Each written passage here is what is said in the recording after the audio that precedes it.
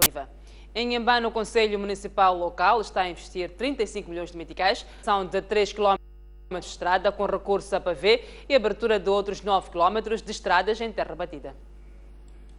Já estão em curso as obras que visam a reabilitação com recurso a pavês de 3,6 km de estrada nos bairros Xalambe, Liberdade 2 e Muelé 1, bem como a abertura de novas vias de acesso nos bairros Guitambatuno e Mucucune, para dar espaço à abertura de novas rotas de transporte semicoletivo. O empreendimento vai custar aos cofres da idilidade 35 milhões de meticais, dos quais 10 são do Fundo de Estradas, 19 das receitas locais e 6 financiados pelo Banco Mundial no âmbito do projeto Cidades e Mudanças Climáticas. Em algumas ruas já iniciou o processo de colocação de pavê.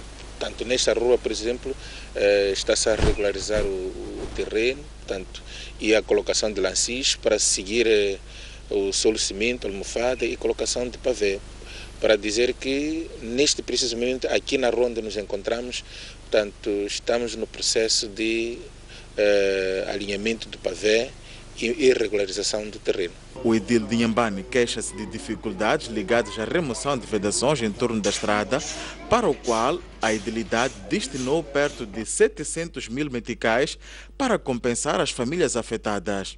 No traçado das ruas existem alguns obstáculos, que é o caso de famílias que por algum motivo acabaram ocupando os espaços. Também temos os quintais, alguns até de construção definitiva, e isto tem dificuldade. Mas o que nós fizemos foi, portanto, procurar encontrar formas de o processo andar, portanto, sem lesar as famílias e também sem, portanto, prejudicar o próprio trabalho.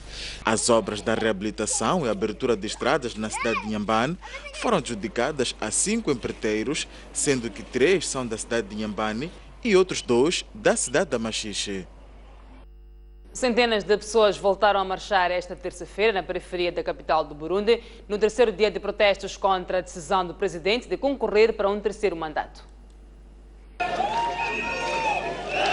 O movimento crítico diz que a pretensão de Pierre Nkurunziza de concorrer às eleições de 26 de junho viola a Constituição e um acordo-chave para a paz. Logo pela manhã, centenas de pessoas reuniram-se nas ruas da capital Bujumbura, gritando: "Nós aceitamos o primeiro prazo para Nkurunziza, nós também aceitamos o segundo, mas nós nunca aceitaremos o terceiro." O anúncio de sábado do atual estadista de Burundi de se candidatar às presidenciais provocou a pior crise política no país desde o fim da Guerra Civil há uma década.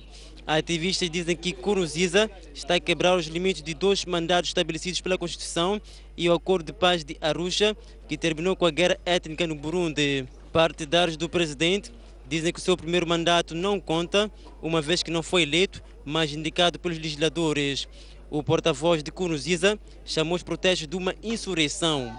A guerra civil no Burundi opôs o exército, na altura dominado pela minoria étnica Tutsi, contra grupos rebeldes, em sua maioria constituído por Hutus, um deles liderado por Nkurunziza. A perspectiva de uma nova acumulação de conflitos étnicos irá soar campainhas de alarme numa região ainda marcada pelo genocídio de 1994, no vizinho Ruanda, onde mais de 800 mil pessoas foram mortas. Devido à tensão que se gerou há 3 dias, as autoridades dizem que mais de 20 mil pessoas fugiram de Burundi para Ruanda e outras se encontram ao longo da fronteira com a República Democrática do Congo.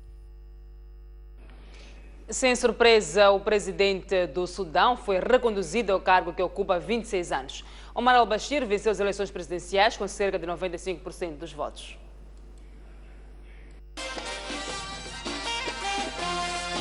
O chefe de Estado sudanês foi reeleito para os próximos 5 anos com 94,5% dos votos, segundo resultados divulgados esta segunda-feira em Khartoum pela Comissão Eleitoral.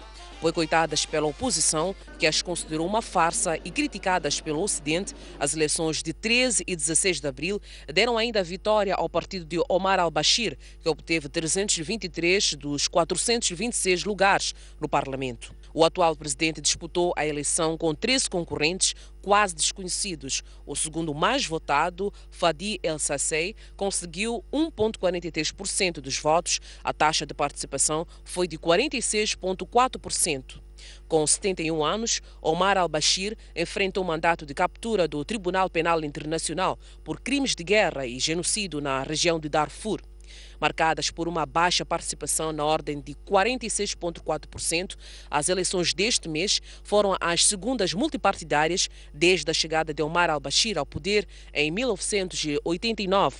Através de um golpe de Estado. As primeiras ocorreram em 2010, num sufrágio supostamente cheio de irregularidades, segundo os observadores internacionais. Tal como em 2010, este ano, os Estados Unidos, a União Europeia, o Reino Unido e a Noruega lamentam o fracasso do governo de Khartoum em organizar eleições livres, justas e num ambiente propício.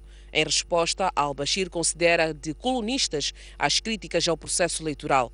O Sudão é o país quase isolado que enfrenta um embargo internacional dos Estados Unidos da América desde 1997, sobretudo com a ajuda da Liga Árabe e da Rússia. Nas últimas semanas, o país juntou-se à coligação liderada pela Arábia Saudita, que na luta do Iêmen contra os rebeldes xiitas ligados ao Irão. Vários feridos no avalanche no Monte Everest, na sequência do forte sismo que abalou Nepal, chegou a Katmandu. Algumas famílias ainda esperam pelos parentes que sobreviveram no Monte Everest, em consequência do sismo que matou mais de 4.000 pessoas. Os alpinistas estrangeiros continuam a ser evacuados de helicóptero. As autoridades nepalesas informaram que pelo menos 22 pessoas perderam a vida no Everest e outras 217 continuam desaparecidas. Um sobrevivente explica como tudo aconteceu. As tendas foram todas arrastadas pela avalanche. No fim, não havia nenhuma de pé. É impossível saber o número exato de baixas. Michael Shorten encontrava-se no campo de base do Everest a fazer um documentário e diz: Foi como se uma montanha de neve se abatesse sobre o acampamento, sem haver para onde fugir. Só foi possível dizer aos que estavam à volta para se baixarem, pôr as mãos sobre a cabeça e aguentar. Passaram 45 segundos ou um minuto até a neve assentar. E tudo desapareceu. Todas as tendas desapareceram e as pessoas foram empurradas pela neve. A pessoa que tinha à frente foi parar 10 metros atrás e outra que estava ao lado desapareceu e continuam sem saber se está viva ou morta. As autoridades contabilizaram também 51 feridos, 41 dos quais com gravidade e um número indeterminado de desaparecidos em várias expedições que estavam em curso no Everest. O secretário-geral das Nações Unidas encontra-se desde segunda-feira na Itália para discutir a questão de imigração clandestina. Em meio a discussões, um novo grupo de imigrantes chegou a Taranto após ser recolhido pela Marinha Italiana.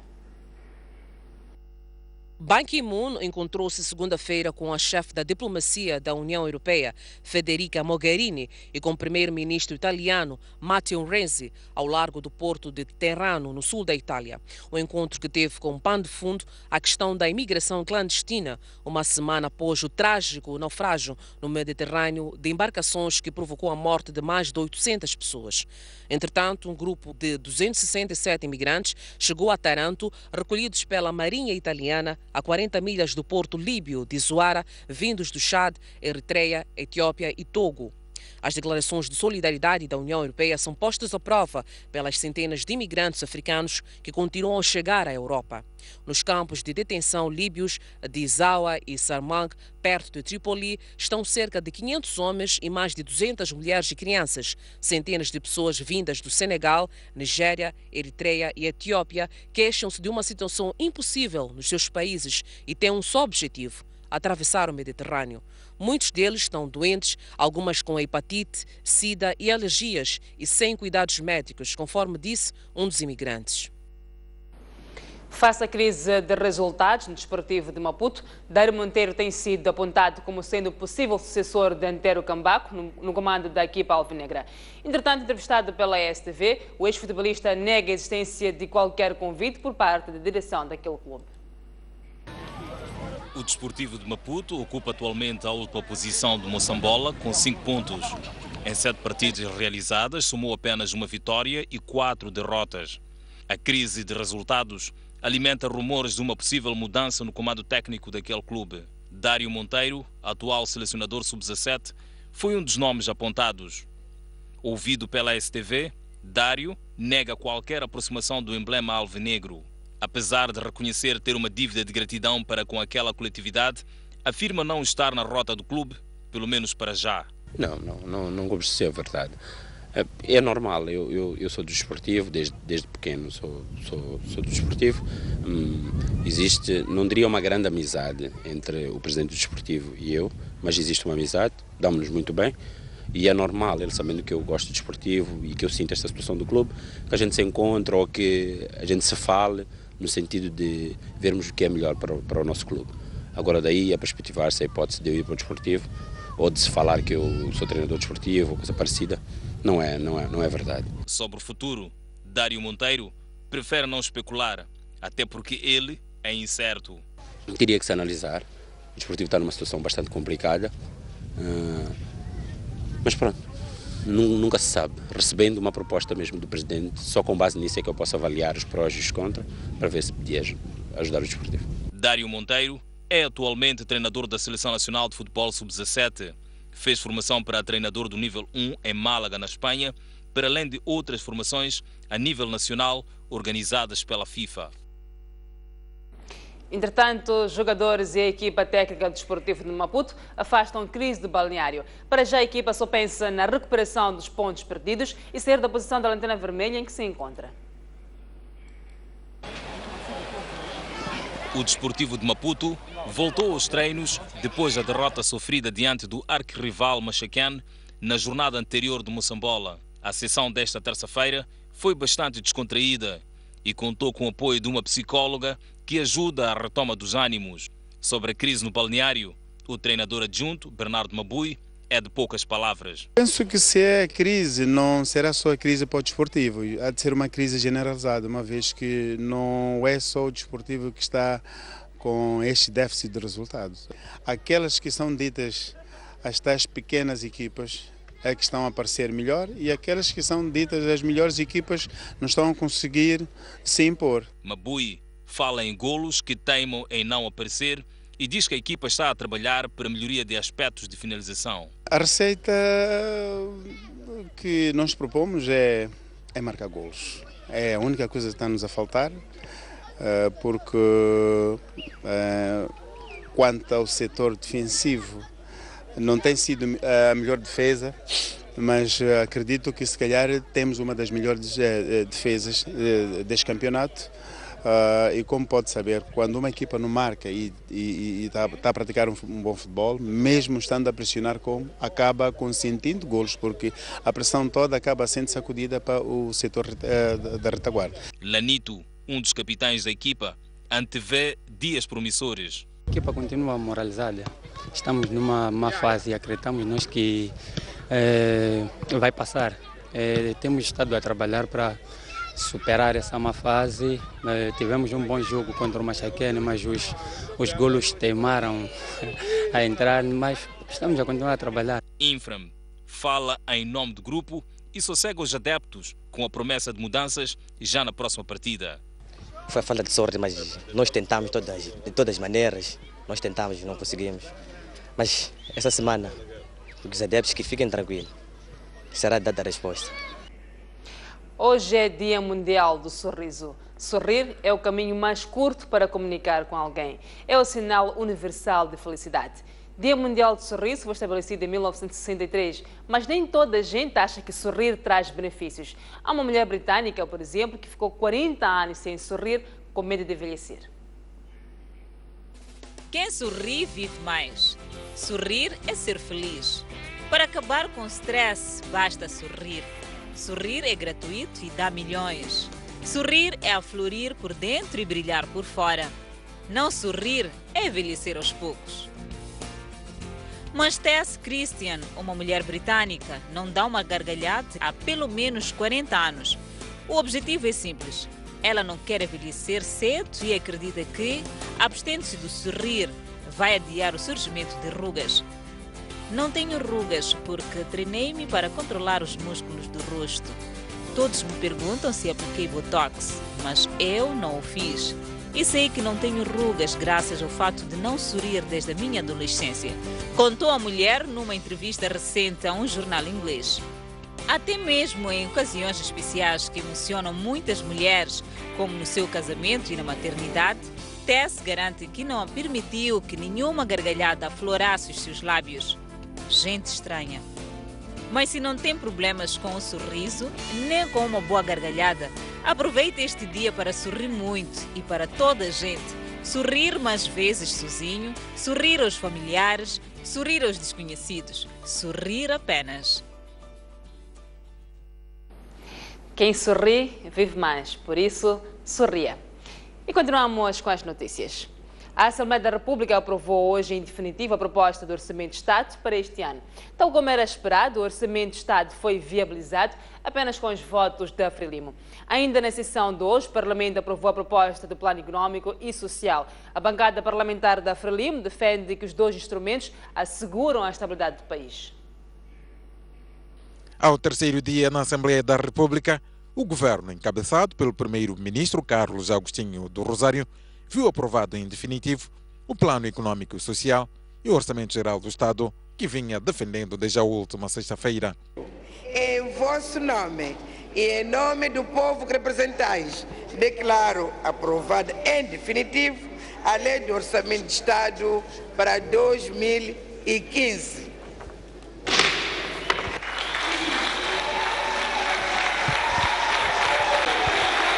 À semelhança do programa quinquenal do governo, o Plano Econômico e Social e a Lei do Orçamento Geral do Estado foram aprovados com votos a favor da bancada parlamentar da Frelimo, enquanto a Renamo e o MDM votaram contra. Em declaração de voto, a bancada da Frelimo fundamentou seu apoio ao Plano Econômico e Social e Orçamento do Estado. Com este Orçamento do Estado, o governo inicia em 2015 um novo ciclo de governação, prevendo para o presente exercício econômico as receitas a arrecadar e as fixadas as despesas por realizar na prossecução da política financeira do Estado e das políticas públicas que concorrem para a melhoria das condições de vida do nosso povo.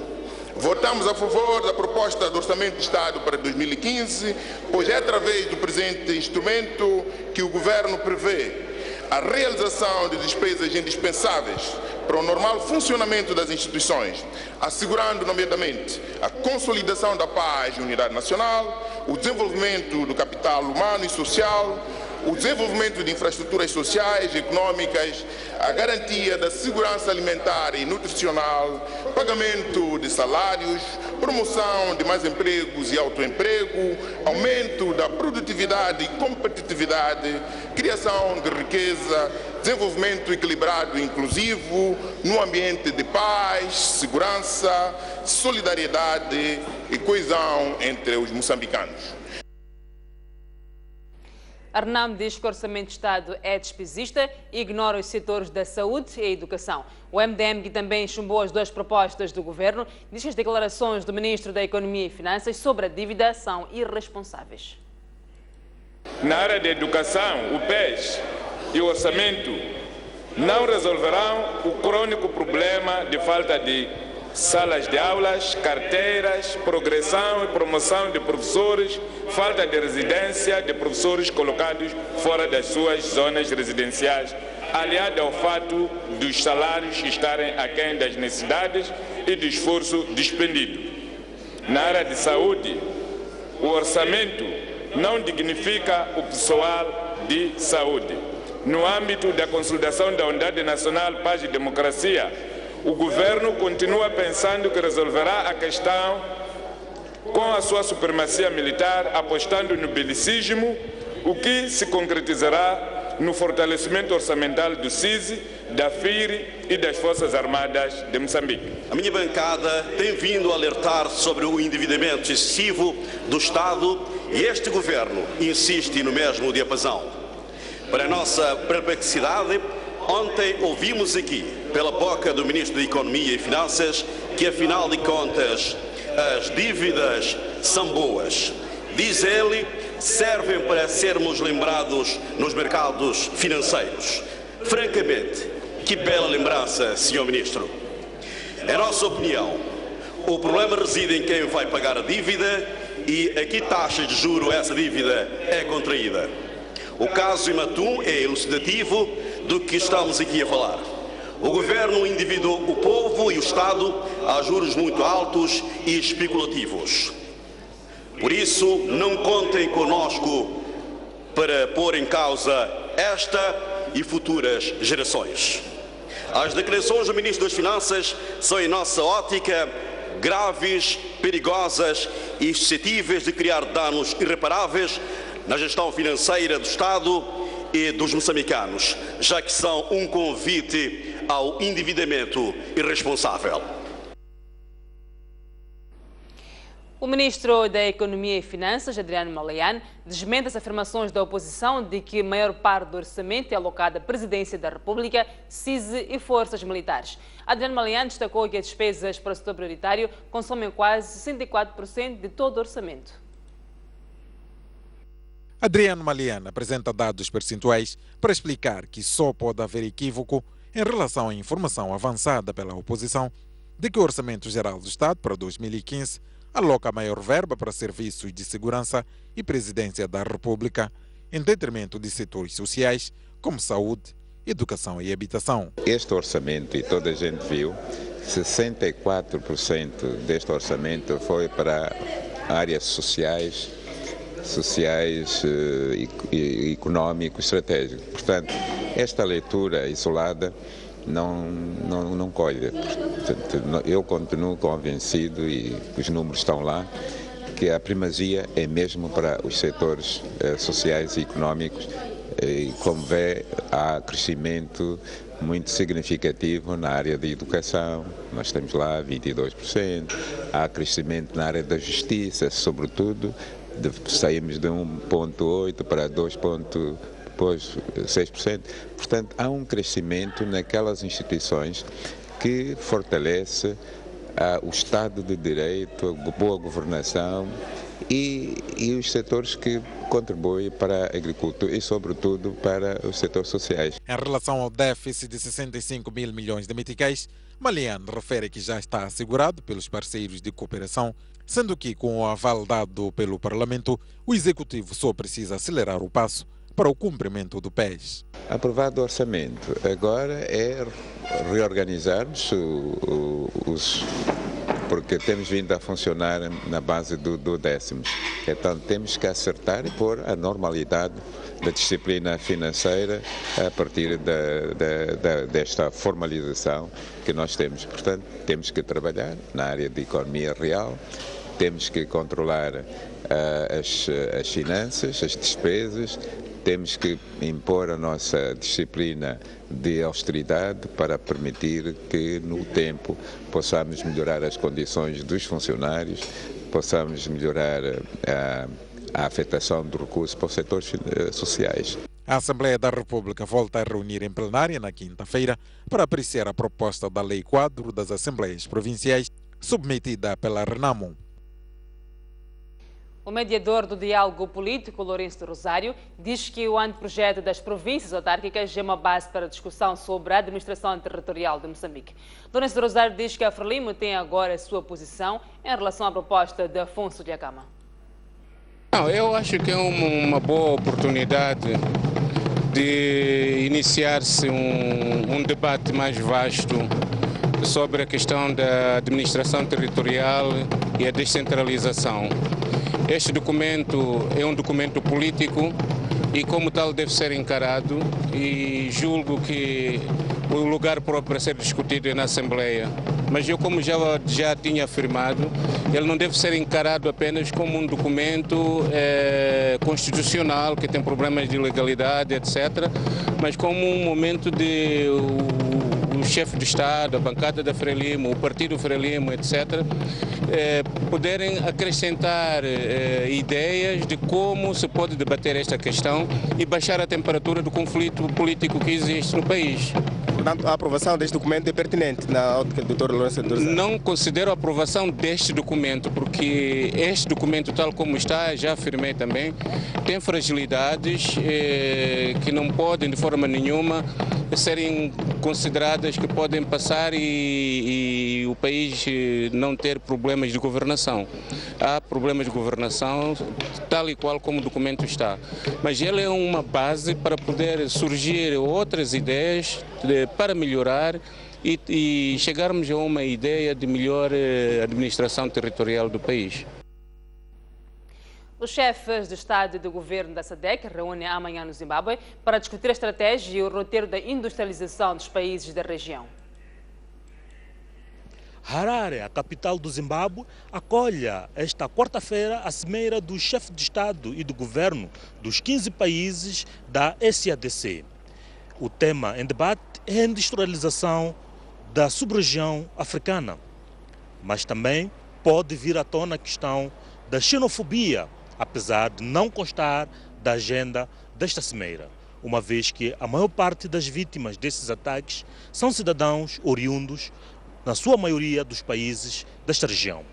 A questão da xenofobia não foi abordada na reunião do Conselho de Ministros da SADC, podendo o assunto ser levantado e discutido a nível do chefe de Estado na cimeira que deverá ocorrer amanhã. Nos últimos dias tem estado a decorrer diversas reuniões dos peritos e ministros a prepararem os documentos a serem submetidos à discussão e aprovação do chefe de Estado e do Governo. Esta segunda-feira decorreu o Conselho de Ministros da SADC, que adotou a agenda e os documentos principais desta cimeira. A decisão do chefe de Estado na cimeira de Vitória Falls de mandatarem os ministros das áreas económicas para estabelecerem estas estratégias decorreu de facto de constatarem que o objetivo primário da SADC, a combate à pobreza, não estava a ser realizado.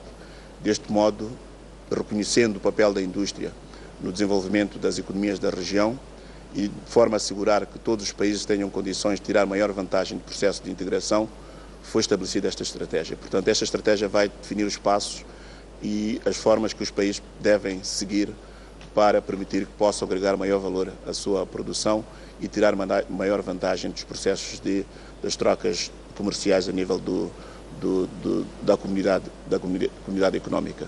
O encontro vai ainda analisar o peso e o papel da África do Sul como maior potência industrial de África na estratégia de industrialização da região austral de África.